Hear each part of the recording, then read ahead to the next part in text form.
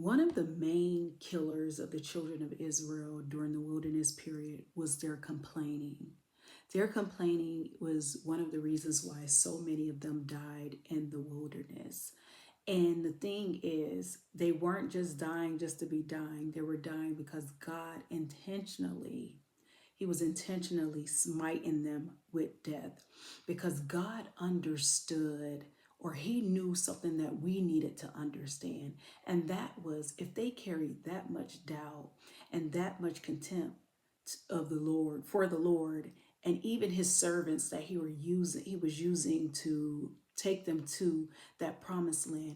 He knew that if they were that doubtful, that there was absolutely nothing that he could do. Like they were no benefit to him, they were no benefit to the camp that they were with, the community, the family, the people. They were no benefit to them.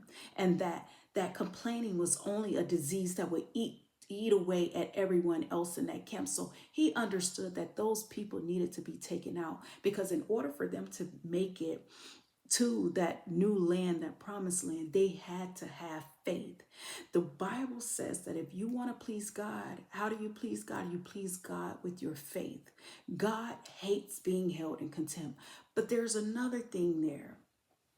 Before God, every time there was a lack and they reached out to God, they called out to God regarding that lack, what showed up before that miracle happened?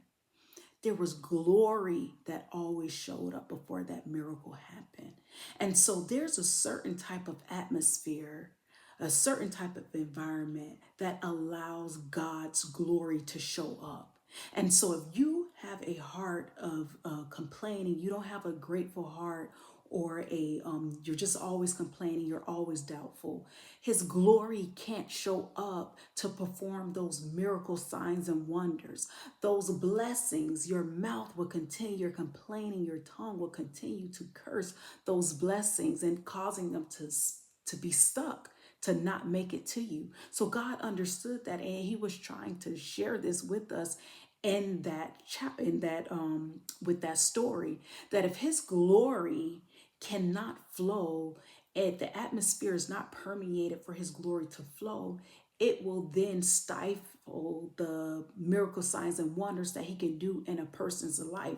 See, sometimes we get so caught up in natural resources or the natural things, tangible things, but all it takes is for God's glory to show up in a matter, for us to see the things and receive the things we need.